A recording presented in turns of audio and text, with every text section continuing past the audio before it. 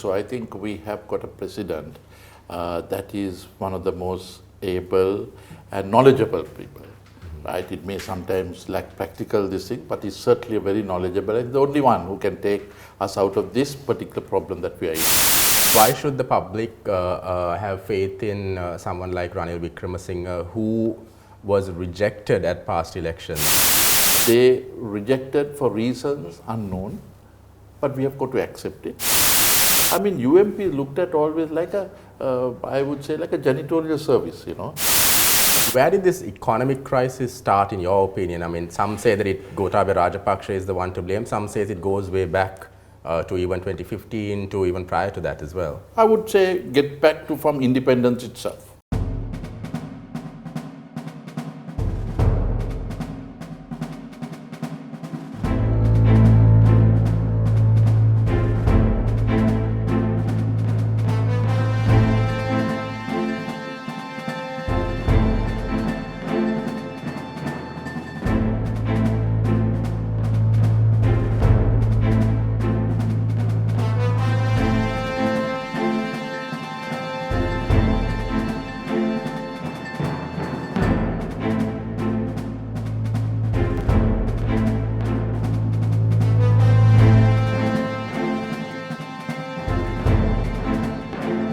Hello and welcome to another episode of On Fire here on Daily Mirror. I'm Easwaran Rutnam.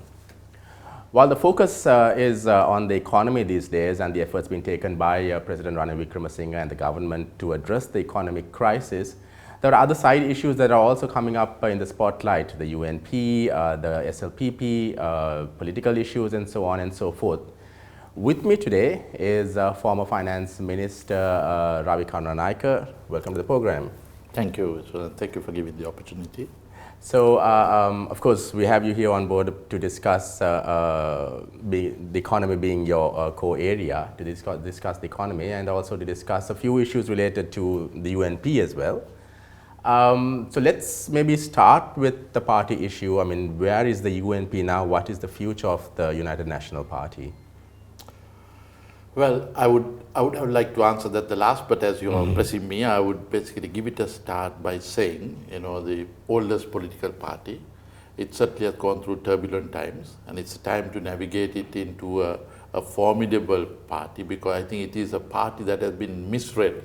A lot of talent, a lot of futuristic politicians that are there. I think it's a time to harness all of them and put the country back into proper order.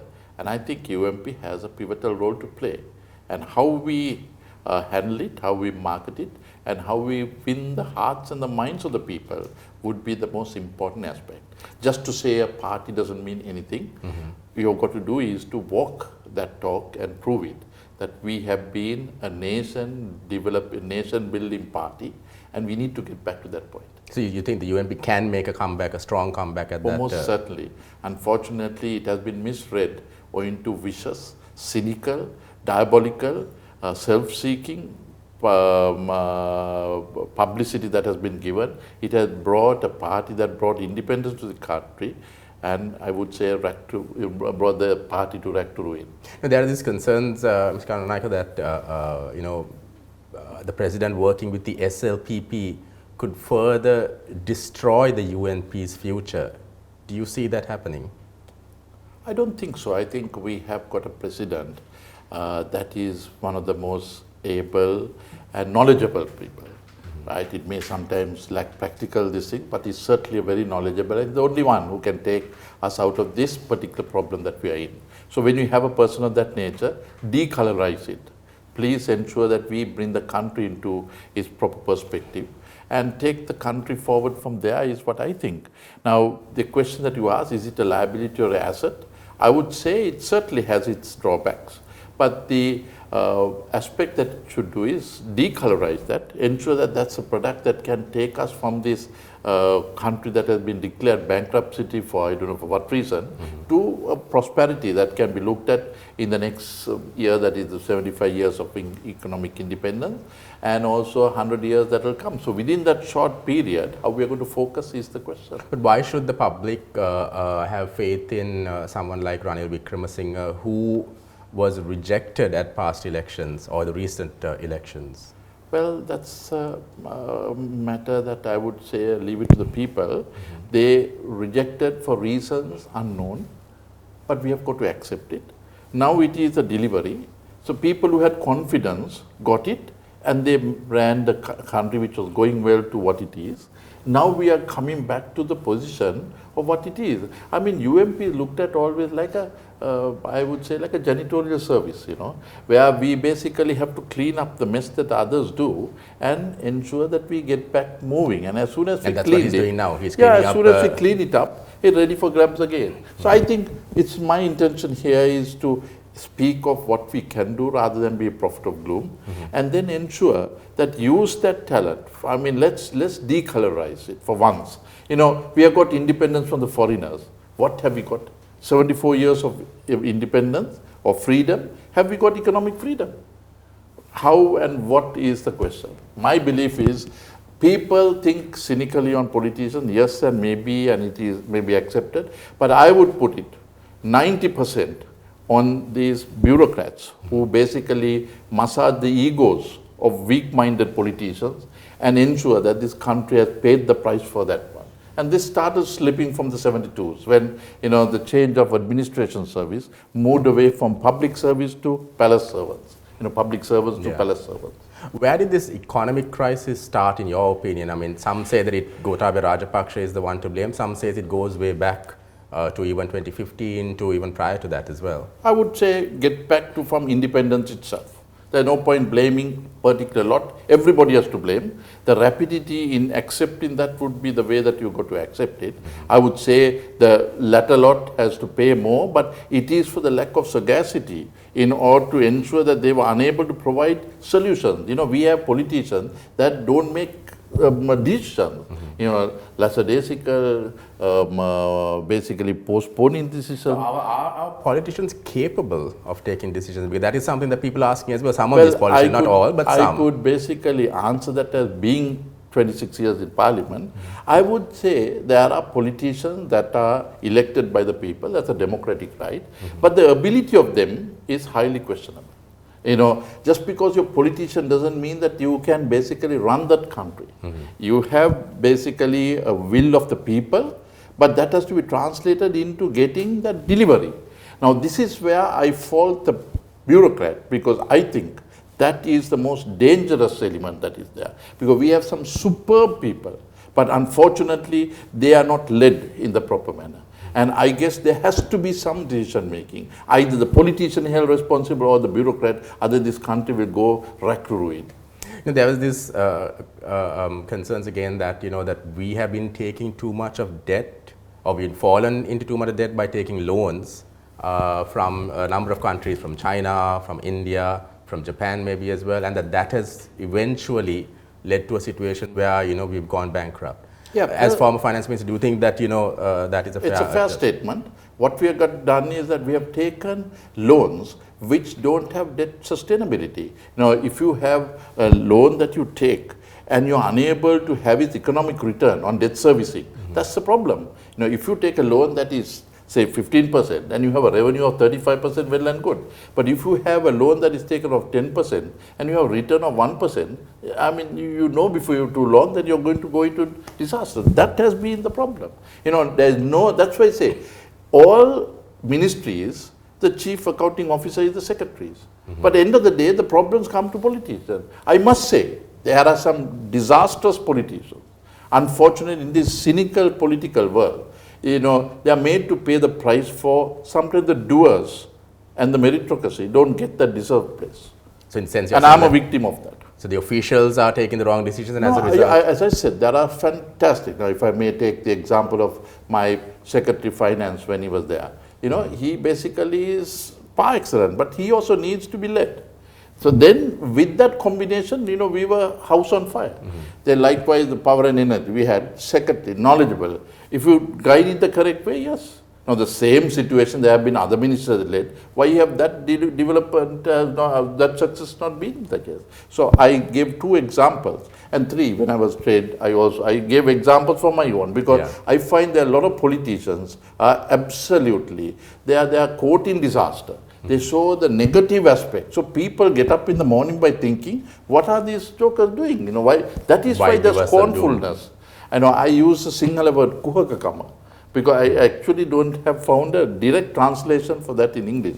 But that kuhaka or cynicalness or diabolicalness is basically the problem in our country. And I find 74 years of economic freedom, political freedom has not led us to economic freedom. And that's where we have got to find the answer. Not that it can't be done, whether it wants to be done. I mean, we're talking about officials, also something else is also about the independence of the central bank. I mean, as finance minister, or when you were finance minister, did you feel that, or even now, do you feel that there is too much outside interference in the central bank, or do we need that political interference anyway? I would basically give you a very straight answer. I think they are part of the problem and not the solution. The central bank. While saying that, I would take that to a different level and answer in a different forum. But I would basically say with hands, if you take it, so rapid expansion took place in 1988-89. Was there any problem that was there? Only subsequently, 1 or 2, 3 people tried to become, pundits in the system, and they have paid the price today. Now, if I may look at today, we are saying we are gone bankrupt. Who gave that authority to have so?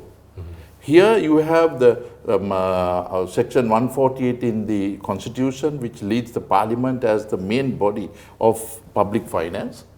If that country has to go bankrupt, isn't it the parliament that has been elected, the people who elected the parliament that has got to give the answer?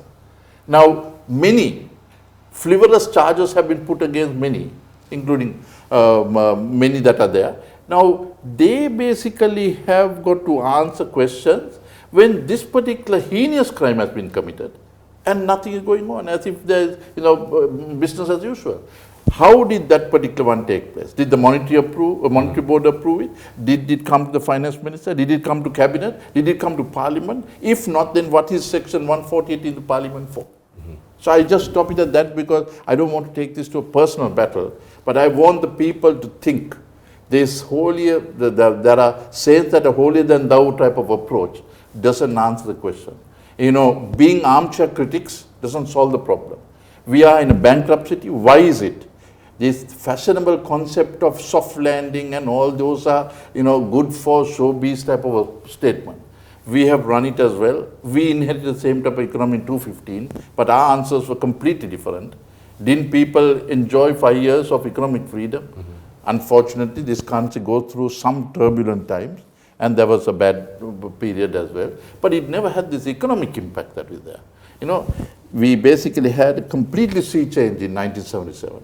And if not for Mr. Jaya Jayawardena, this country would be basically going towards the far left and ensure that we go into anarchy. But it modernized itself. But in the meanwhile, we never embrace either go forward. We were basically stuck in the middle, not knowing whether to put the reverse gear or to accelerate it in high speed.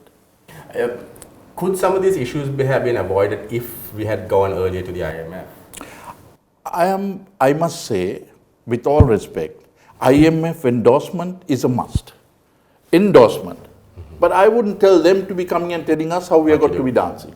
I handled the 16th tranche that was there, and I'm sure the same president was the prime minister then. He gave the fullest cooperation that was there. But we had officials that were keeping people's prosperity at heart, not to warm a chair and to be basically saying, this is the way to go for. You have got to show how to protect the people. There is no point going to contraction, having high interest rates, saying that this is anti-inflationary and taking the country to doldrums. Today, this approach will not only, I think in May or June, right, we went into delinquency without parliamentary approval. Now, with that particular thing, what we are basically heading towards is that the small and the medium is going to disaster.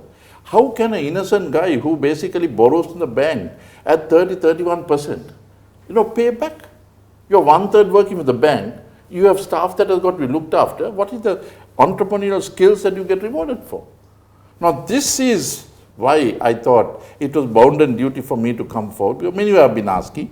Of course, I have gone through some unfortunate times that are there for no sins created by me. I would answer that at a different time, but I thought it is bound and duty of me to come forward. and say as to whether this can be rectified or not. Yes, it can. Whether it is a question that is there. But I take hats off to Ranil Wickremesinghe. He basically has navigated this through turbulent times in a very sagacious manner and also in a bold and daring manner. But isn't he basically doing what the IMF wants done? I mean, you were saying that we should. Well, I don't know. I'm not privy to what they have been. But the tax, knowing, do you agree with the tax? I would basically simply say that is led by, I think he is the finance minister, president maybe, but the officials are running it. And I think fiscal and monetary being in one or two people's hands is detrimental and it's deadly. So and I find that these chambers in this country, I would say, many of my good friends, but they are absolutely spineless, right? They should not be basically saying how good a man when you're in power. You've got to fight for that industry. This is how India, this is how Pakistan, this is how Bangladesh, countries that are of the same league in our area have been basically bringing economies to its place. And I basically would love to see them standing up and saying, enough is enough. They say enough is enough until they get their position. That's not the way that industries should be. So you feel these chambers are misleading the public as well? Yeah, because during when I was finance minister, they gave the most brilliant example. I won't say, we are just a temporary lease of life that is being given to run a thing. We get the ideas, see how good it is, make the decision. Today, procrastination is the art of the public service. The politicians love to hide behind that and take decisions. We have got to take that decision. That's the clarion call that is required. Well, overall, how do you see the president's economic policies and even in general the steps that he's taken? As being a person who has been in the party and knowing him, I know exactly what he wants, and I don't think there's anybody collectively put together has his knowledge. But practicalness, I may have a different opinion. But at this particular moment, you need people of overall overview of knowledge, but you need execution.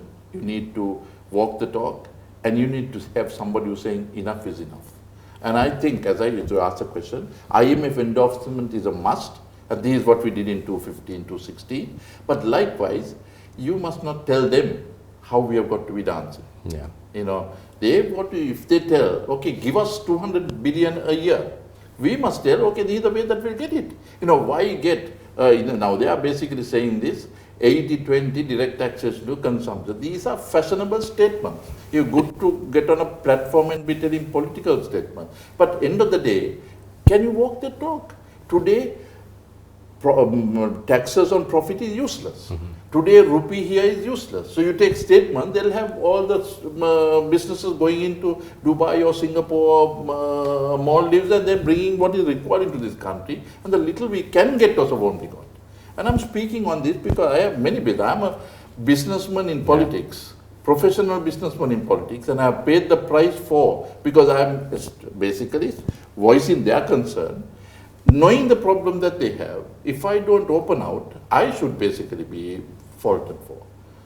That's what I thought I would be doing with you. How do you see you said that you're a businessman as well. For investors to come in, when we speak to, foreign diplomats, they say that there are some concerns for investors here, that there's too much of red tape, the ease of doing business also needs to be looked into. What sort of steps do you think that Ranil Wickremesinghe and his government need to be taking? Well, if you look at the world economy, is 100 trillion today. If you look at the American economy, which is roughly about $23,000 billion. You have the Chinese economy, which is about $17,000 billion. You have the Indian economy, which is just before us, which is $3,500 billion. The European Union is roughly about $12,500 billion. All this put together, 100 trillion economy. Now, in this process, as for us, Sri Lanka is placed in one of the best places in the world, geographically well located. Are we leveraging that? No. We are playing politics. We must realize that commercial diplomacy is a must. And if we are going to position ourselves, the best way is to ensure that we make friends of the entire world rather than enemies of the few.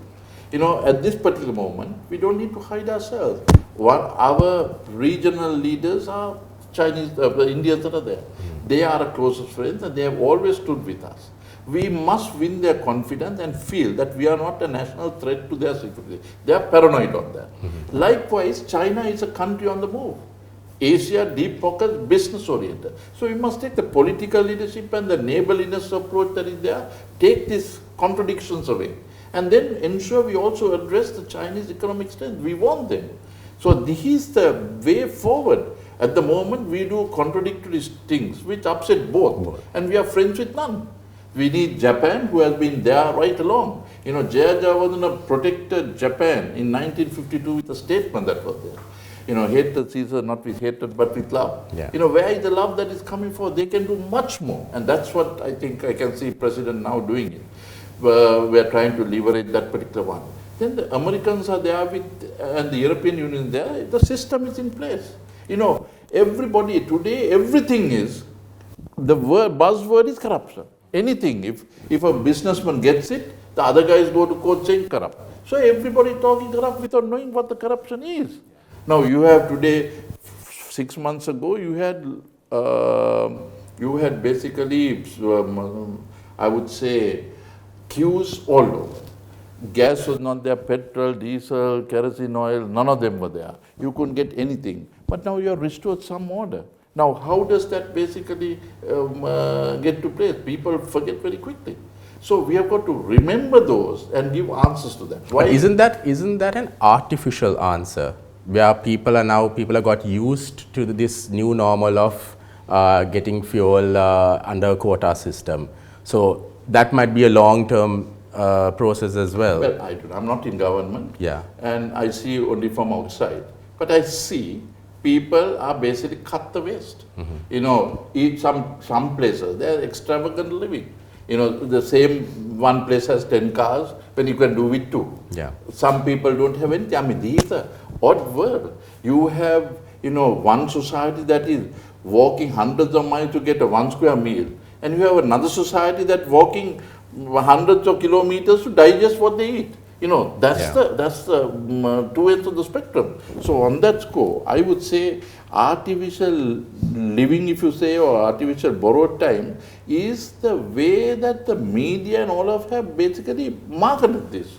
Let's cut the crap, get down to the basics. How are we going to do this type of thing? Today we are walking towards a heartless society, you know, where you don't understand your mother and the father and the children and things like that. So how are we going to get out of this over-mechanization that has taken place? This is where I think the best opportunity. We have hit rock bottom for, I would say, 90% by the public servants. And I endorse, and I can basically take that with corroborative proof. Ably led by incompetent, maybe as they say, some fraudulent politicians, but that's a couple of percentage of that. So you target, you know, the people, target the people who have created the problem, rather than the doers and the meritocracy that can take the country forward. Look at how change has taken place in India. You know, what China was to Hong Kong is what Sri Lanka should have been to India. But today, India is doubled up and they are country on the move. So as I said, firstly, if we eradicate this suspicion between India and China, get Japan in, then you have the Americans, the European Union, they want to see system. Then the country is there. Then we become a leveraging point. The others would love to come. But can't we come up with policies where we depend less on, be it India, China, the EU? Now GSP Plus is something that's very important for us. Now we're going to the IMF. I mean, shouldn't our economic policies be changed to the extent where we are more dependent on our exports and less on getting funding and stuff like that? The day the politicians sell sunshine stories, they try to sell stories that are what is like to be heard rather than what is good to go. You know, the classic example would be Lee Kuan Yew. In 1952, he takes a country over. He sees the problems that are around, and he says, I would love to be like Sri Lanka and make policy. 10 years later, he comes to the same place and says, my gosh, I would love to do something, but not like Sri Lanka, because see the problem there. That's the leadership qualities that are there. You basically have to ensure, and I would give a quote to that particular one, which shows, you know, they call, as for effective leadership, is not making speeches or being liked. Leadership is defined by results, and not attributes. That is where leadership is not just selling fairy tales. Today, I would say all the opposition is doing just that. They would love to see what they can basically try to sell rather than deliver. If they are given, these like when you're carrying a small child and that child is crying to put on the ground. When the fellow is crying when he's being carried, and when he put on the ground, the fellow who want to run can't even crawl. That's the type of opposition we have, with also a non-performing government that was there. So now it's a transitionary position, a transitionary period, and let's see how we can basically... But how can this transition period go forward? I mean, the president has been calling on the opposition to join forces with him. They are opposing.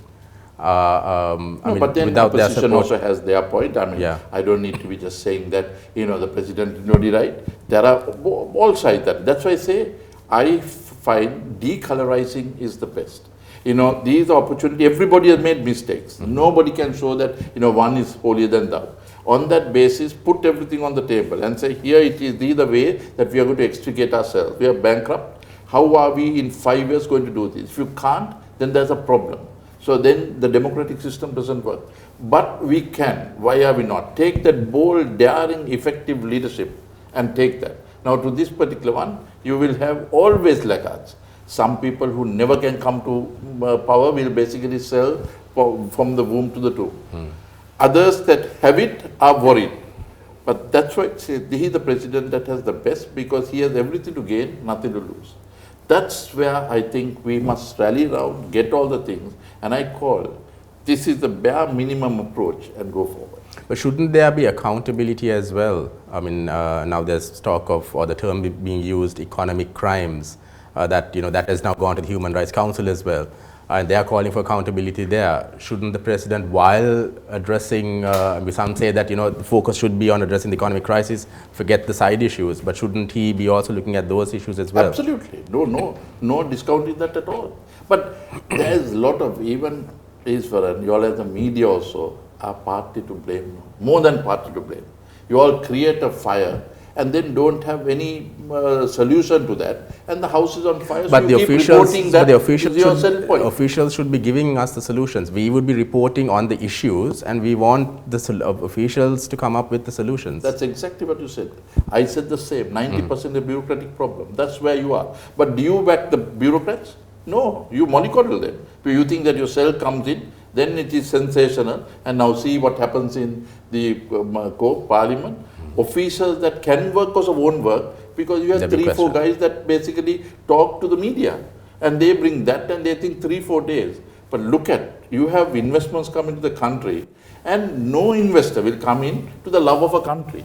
They will come with economic this thing, with passionate trying to develop the country. But you have an investor who came, and basically, with hands-on experience I know, they took almost 25-30 floors and told, here we would like a tax holiday. Any case, there was no taxes on that industry. And Parliament questions as to why you give such and such a big tax holiday. So a lack of ignorance or perfidiousness leads to that. And those guys think, what is Sri Lanka all about? India is so big that they have 26 states. They can go to any one of them instead of come to Sri Lanka. But we basically have to beg and borrow with them to say, come to Sri Lanka. Because once they come to Sri Lanka, they will basically there for life. You look at the Indian Sri Lankan society, they basically love to be in Sri Lanka. But getting them here, keeping them together is the question. That's why I say commercial diplomacy, and I made it very clear. We should not do anything which offends or upsets the national interest of India. Get them in. You ask the question whether we can do without. We can't. We are small. We don't have the guts to do so. So let's basically hold the hands with them, rather than say, no, we can stand on our own feet and fall on our clutches, So then we get to China with economic power, Japan with their, US and European Union will be there looking at this fund taking place when the system enters. I mean, I remember, I'm not sure whether this was when you were in office, that James Packer... Sorry, I'll just give one more the question is Elon Musk. Yes. He buys basically Twitter for $44 billion. Our total Sri Lankan economy is only $75-80 billion. What is this? Is this the world?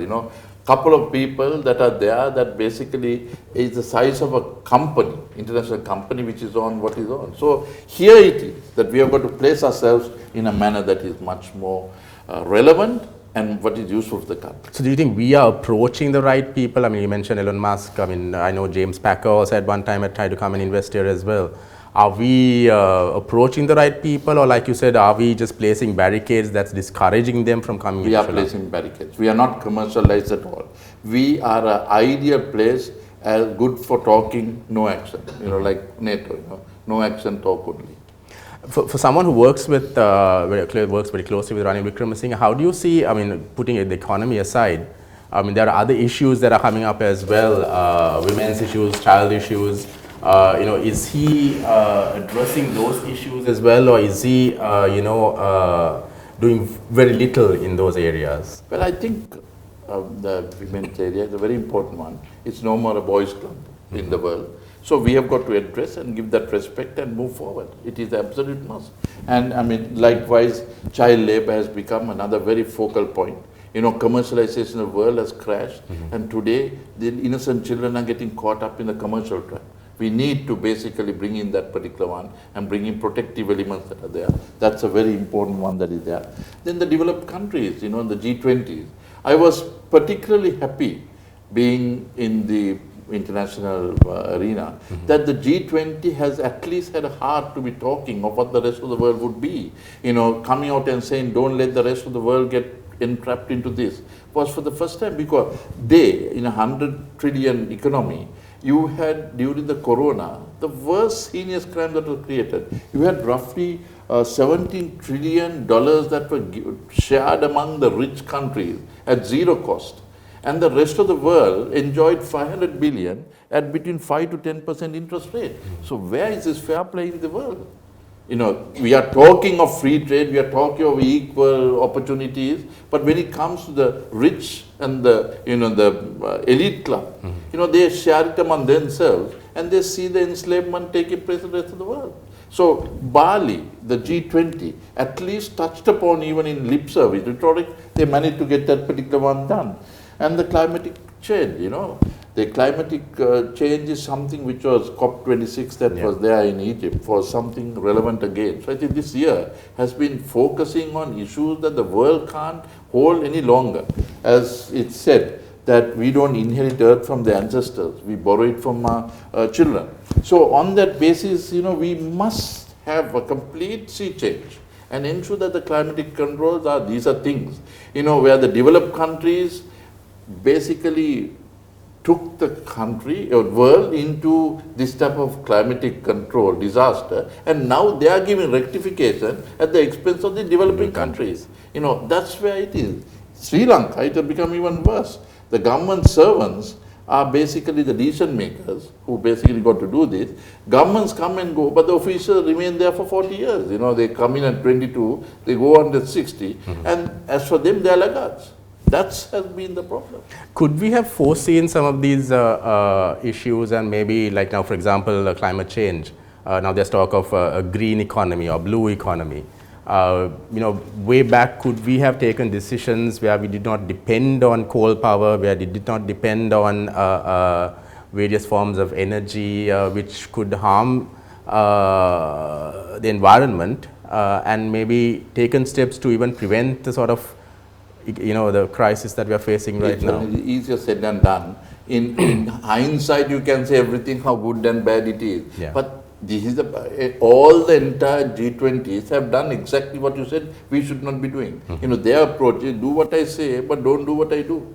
So now when they have passed it, they have come to their stature of, gone to the developed status, they forget the people how they came to that point and block the existing countries that go forward. So that is where all this, unfair world that is there. But no, that's a reality that we've got to live with. Yeah. So I suggest that we have got to come with completely a new approach to this. And that's where you've got to be daring, bold, and audacious.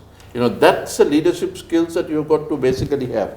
So I get back to again, this is a country that gave, rice from the moon, 350, bread at 72 cents, 350, we basically said we will basically give everything from the womb to the tomb, but where? We are going to bankruptcy. Then what has been the problem? Have we addressed the issue that came in with the Hartals in 52, the insurrection 72, the 1983 riots, the 89 insurrections, then you basically had the civil disturbances that finished and success came in 29, but did we learn? Yeah. Then we came into a 2022, we had this civil unrest again.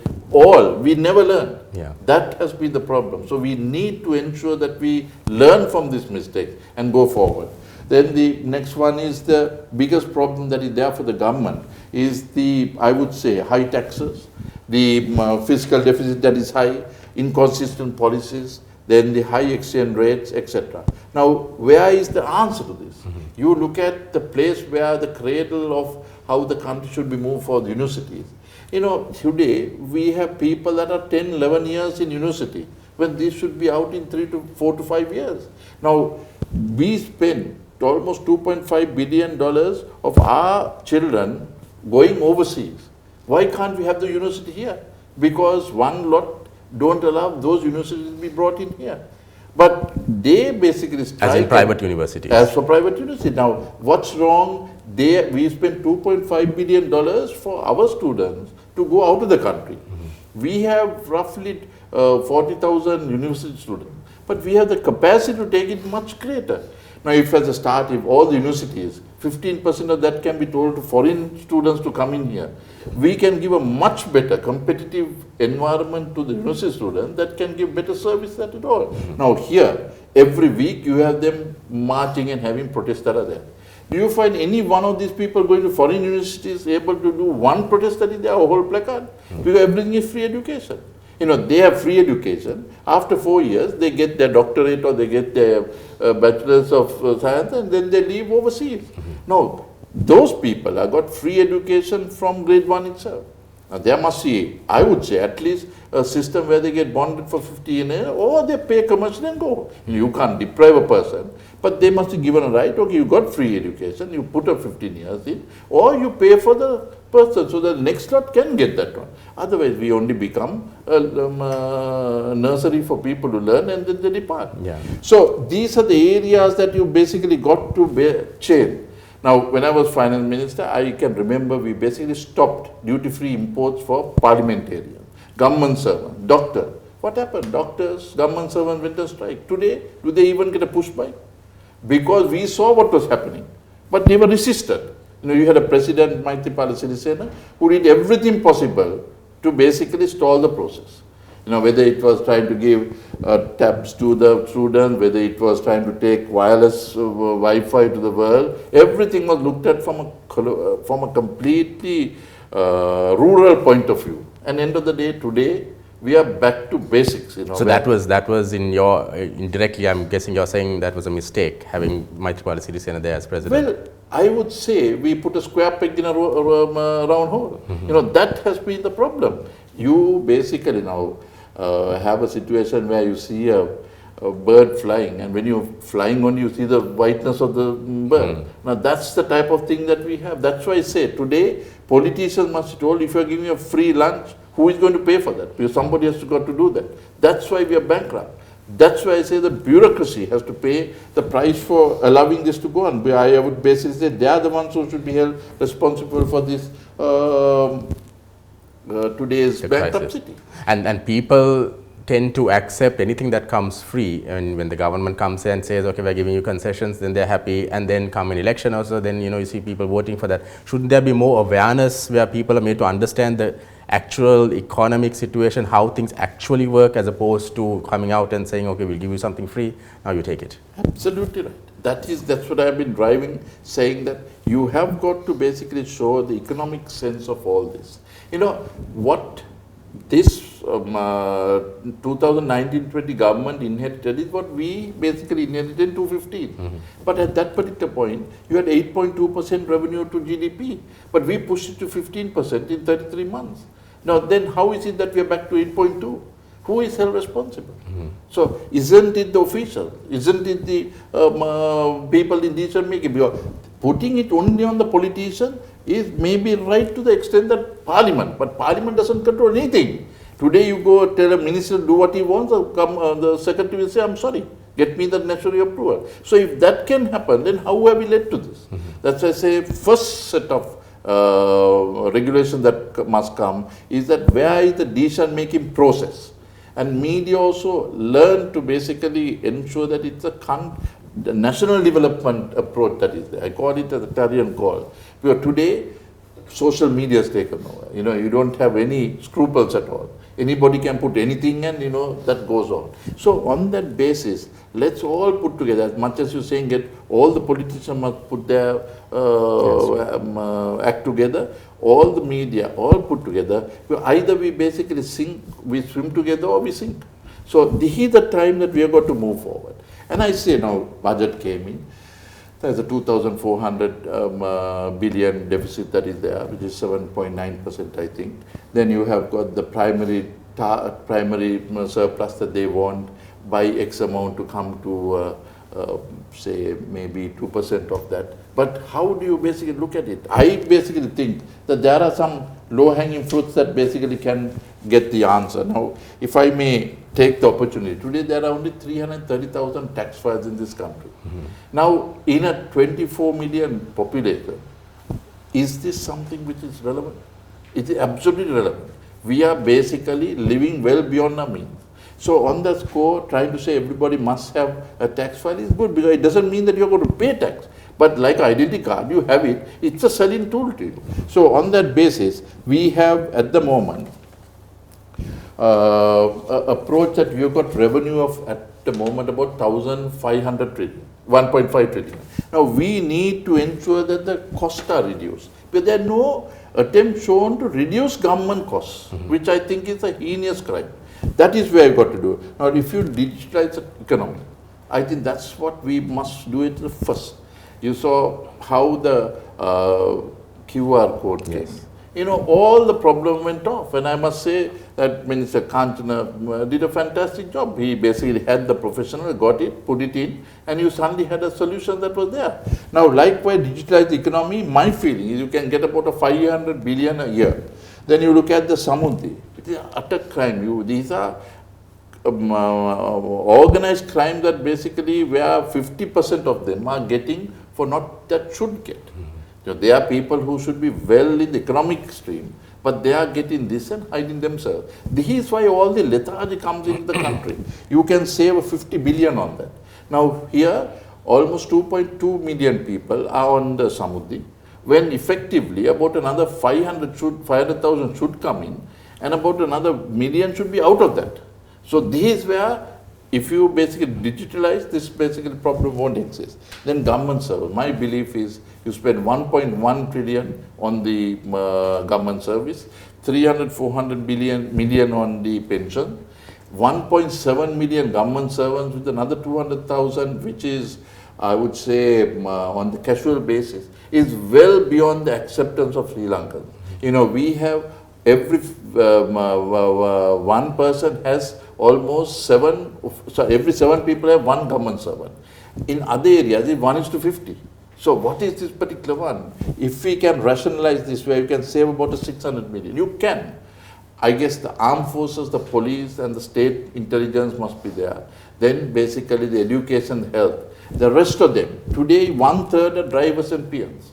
Now, I am saying this with hands-on experience. Why is it nobody wants to dare and correct that particular one? You can save 600 million on that type of modification. And the other one is, I am a great believer that this taxation is completely wonky, and payee at 100,000 is something which is, I feel, that it is an insult to injury, because you devalue the currency. The same official says, okay, now after devaluing, you basically take the 200,000 reduced to 100,000, and basically at the end of the day, you are enslaving the people that basically can afford to be in the country. May thought otherwise, why should I be in the country? So you can push the 250, and above that you can have whatever rates that you want. Now that process, if you basically have a taxation which is say 12.5% or something, which will attract a lot of companies into this country. That is where the self-factor, that's why I say IMF must be told, you tell, okay, bring me 300 billion, government, give me 300 billion as revenue. Now, increase revenue to 10, 12, 15%, like what we did. We moved 8.2 to 10, 11% to 14% to 15% in the 3 months. That's how we have got to work. That's why I say, today we have a government that is not performing, and we have a opposition that is thriving, unable to provide any solution, and living on being like prophets of gloom. So likewise, then government institutions must be commercialized. There you can save at least 700 billion. You would see how petroleum lost 784 billion, they say. Sri Lankan airline, you basically have CB. Now that's a place I have experienced where you tell the officials what to do and they give answers and not the solution. They are part of the problem. Today they are speechless because these are same things that are documented that is there. And today they are unable to give answer. Then debureaucratizing. At least 100 billion can be saved. Now I'm saying in numbers that can basically earn about a 2 trillion a year. Then all government institutions must find their monies to pay for the government servants. Now this approach will basically eradicate the lethargy. Today one place that I know have 15 people just to carry a file from one place to the other. They work only 3 to 4 hours. Now why should 24 million people pay the price for this 1.7 million to stay? Everybody says the first lot of revenues out of 1.6 trillion go to pay 1.1 trillion to the government servants, 300 million to the pensions, and left with 200. The debt servicing is also 1.3 trillion. Where do you get the money? We borrow to pay our loans. Now when we tell the people who are doers and who have the meritocracy to take forward, they get hammered. This is where you got to do it. You don't need to increase taxes. Cut this down. Tell the people that you have 1.7 million, what are they doing? Protect our armed services to the relevant requirement, police improve it, then the state intelligence, and then basically get. There is one lot which we have to pamper. There are people who are sick, there are differently able, those give them whatever they want without any question. But rest of it, now Samudri, why should they get something for nothing? Let them come and work in the closest Pradesh Sabha that is there. You will have 50% not coming to collect Samudri if that is the case. Then customs should be modernized. That's a glorious place that you can earn 600-700 billion more. So that's a place that you can. Then my belief is, I think the tourist minister at the moment is doing a service that is trying to encourage more tourists in the country. So Harin should be told, ensure that a visa free that is there for 2 years. Because once a foreigner, say in USA or in China or in India, basically says that he has to go and get a visa to come, he'll say, why should I go there when I can go to a Singapore or a Maldives or anything without a visa? Come here. And then so once they come here, get that $20 that you're trying to get for all the things that are there. Encourage them to come here. When they come, they'll at least have additional, meal that will get that amount of money. Then high-tech the agriculture.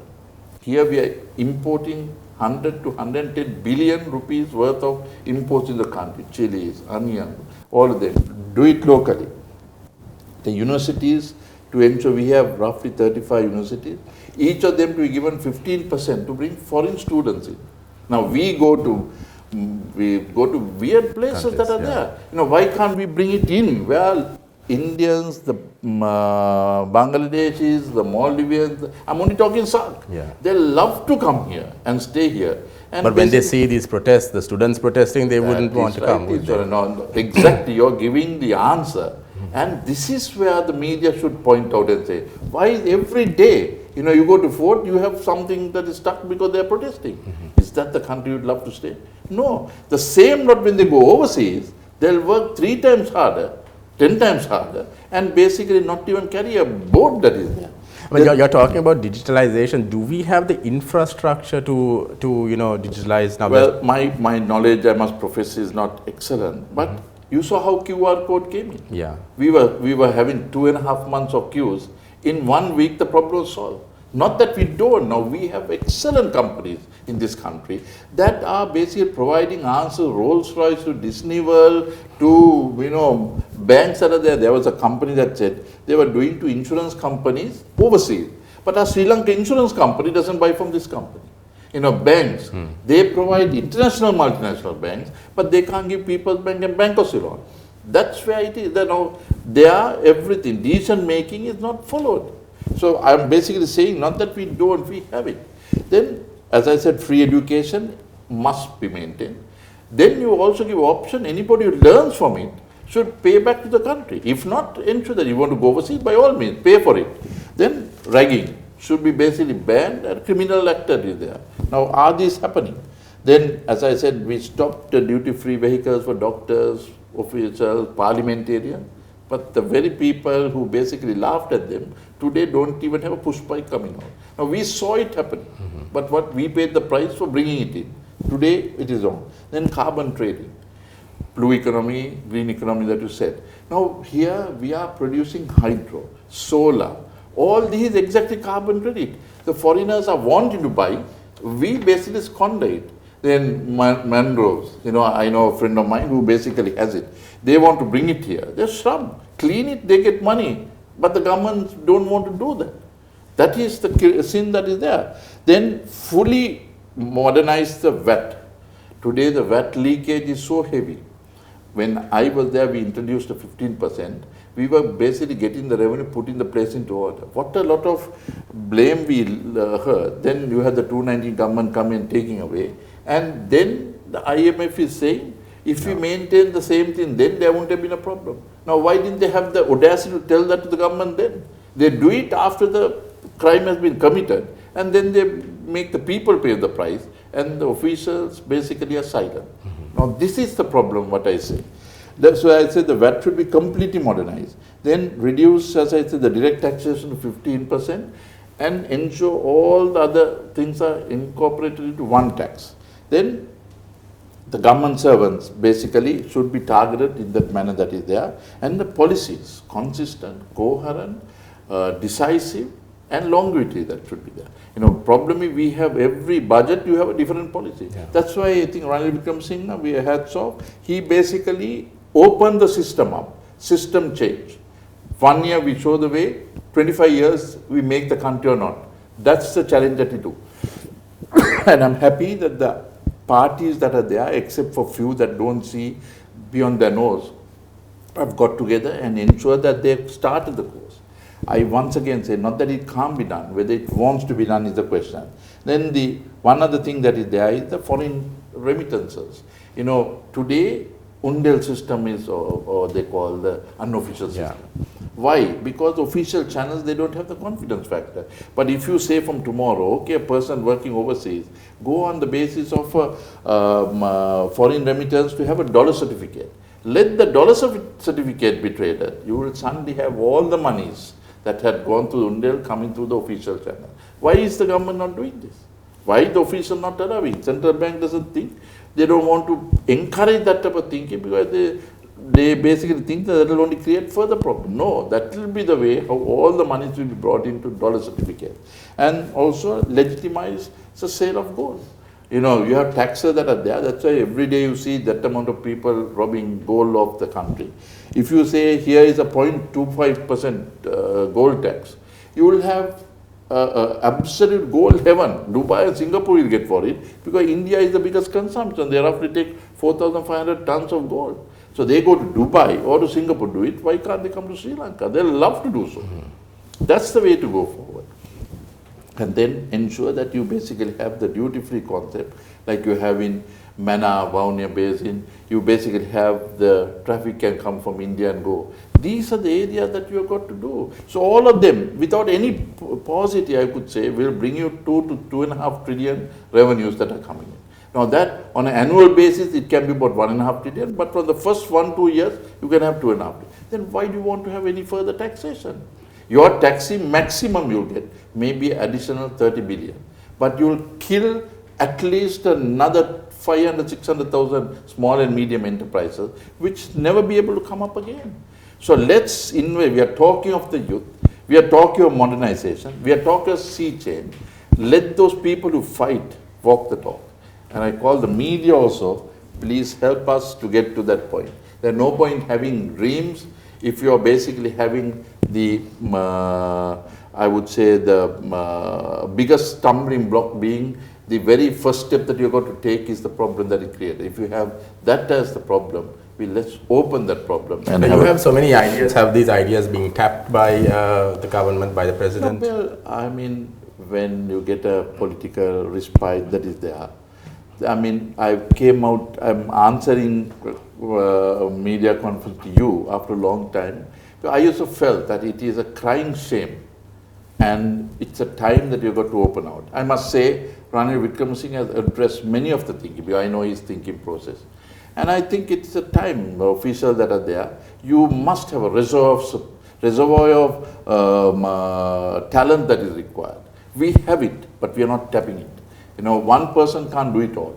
You have to have a team. That's how you've got to get this moving forward. And I repeat and re-emphasize the fact, not that it can't be done, whether it wants to be done or not. Now, while basically saying that, all I basically can say is that there is a saying, hard times create heroes. It's during the hard times when the hero within us is revealed. So I guess that's how all of us must become the heroes. Not let it be said that we had the opportunity, why we missed it again. 74 years of independence, economic independence has not been obtained. Let's get it from the 75th year and move forward. I think another one that must be mentioned on the inflation is that today having a cost push inflation that is taking place. So many are trying to control after the very officials create the cost push. Now they are saying that the inflation that is going on. I mean, this was nicely summed up by about a 23-year-old person, economic student, who came and told me, sir, inflation is like too many boys running after two little girls. That's the type of situation where you basically create it and then go after it. So these are the things that you are going to look at now. Today, you have an 8 billion world population. Of that, 1.48 is in India, 1.41 is in China. So this is 30% of the total world population. So Sri Lanka has one of the best advantages next to brotherly India to take advantage. You know, 2% of their market is enough for us, greater than our GDP of the present country. So this is where we have got to think completely outside the box. Don't be like laggards. Take that risk. Let it be creative. Ensure that we have the creative innovativeness that is there. And if we don't let us be heard to be cried. Right, on that, we'll have to leave it at that. Thank you for taking time to join us on Fire this week. Thank you very much. And I hope that we can take the first step to ensure that there is economic reconciliation and also to get the people together. Let's be from a divisive basis to a united approach, and that's what we have got to do. Look at the social fabric of our country. You know, you have the Sinhalese, the Tamils, the Muslims, Burghers, the Malays, all of them. So let's have the industriousness of the Tamils, the business acumen of the Muslim, and the large-heartedness of the Sinhalese all put together and make a Sri Lanka great again. So thank you, and thank you for joining us for On Fire for this week. Till next time, stay safe. We are certainly on fire. Oh. Let's bring that ice into that fire now. For sure. Thank you once again.